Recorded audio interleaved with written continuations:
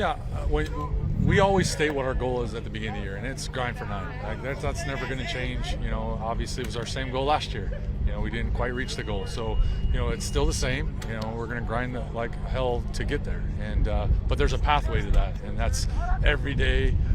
Having to grind out here together and connect, and everybody getting better every day. And today, like an example, it wasn't a perfect practice, but the effort was there, and you expect everything to get better from here on out. And that's why we say it's a grind, because it is, and it's a full season of it, but it's day to day to day, and you got to try to get better as a team doing that.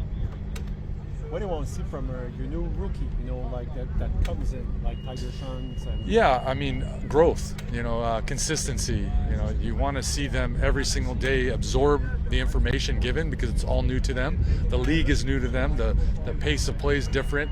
For a lot of these guys, it's 12-man football, other than our draft picks who have played youth sports. Everything's different for them. So you just want to see them incrementally get better every day and compete. And that's the bottom line. So if we could see that out of them, we can make the best decision for the Alouettes. The best 45 are going to play our first game of the season. But, for them, that's what I want to see. Every day, just a little bit of growth. But the compete has to be there, and the willingness to learn has to be there. And so far, so good. Davis Alexander, what do you expect from him?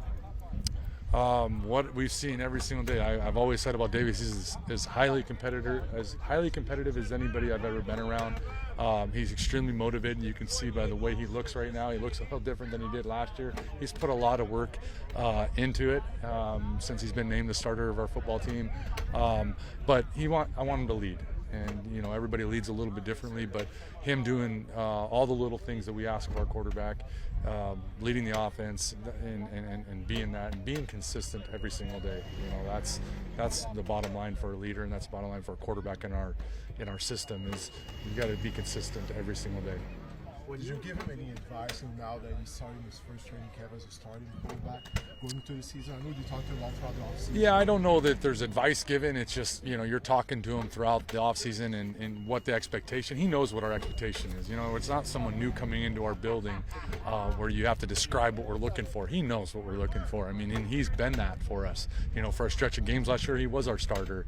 And we like to think that all of our backups prepare like the starter, and what we've seen from Caleb, what we've seen from Davis is they do, because when they're given the opportunity to be in our room, to run our practices, to do our reads, to go out and perform, they perform like the starter. So, it's nothing more than that, but it's just consistency. Can you do it over a longer period of time than what they've been given in the past? And obviously the work has to be put in the off season to do that. I know he's done that. I've seen the body of work. When he comes in here with the knowledge base that he has, and see him the first day, how he's directing the offense, he's locked in and ready to go. It's just a matter of going out there and performing now, in which we're highly confident he'll be able to do that. Well, you already have starting quarterback. How did you lead differently when you become the guy? No, I think everybody has a different voice when they're in there. Every quarterback, when you're in the huddle, you're a leader of that huddle. I think everybody's voice is a little bit different on their team, depending if you're the starter, the backup, or third string guy. And you don't just usually walk into a professional organization and become the starter. So there's a learning curve to that. But you're looked at always as a quarterback position, a guy that can be vocal, a guy that can say what he needs to say when he needs to say it. It doesn't always have to be a rah-rah guy. It can be a guy that leads by example. But the moment you're in that huddle, you're leading it. And I was able to do that. Our quarterbacks are able to do that. They're all a little bit different, which I like. So, everybody's just want to be themselves. They don't have to be any more than that. But work ethic and compete level, that is what they need to be more than anything.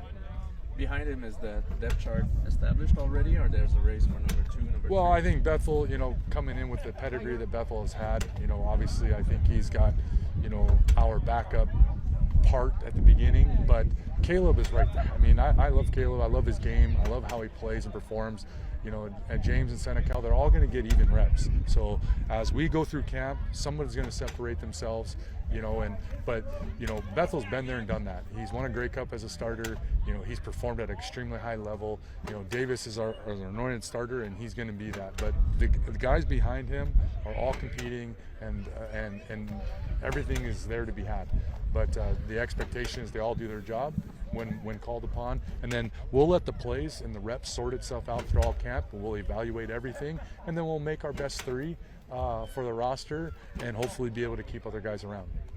Danny, you just talked about some of the battles going on at camp, maybe offensive line, defensive line. How do you see the battles? There's battles everywhere. I mean, there is nothing secured, on our football team. That's the way I like to look at it. I think everybody understands that, that's what I love about our team. It's the compete level of our team. So the veterans all know that. They don't come in here just satisfied with where they are. They know they've got to be pushed, and there's inevitabilities in pro sports. If you're not good enough and somebody else is and can prove it in a short amount of time, they might get an opportunity.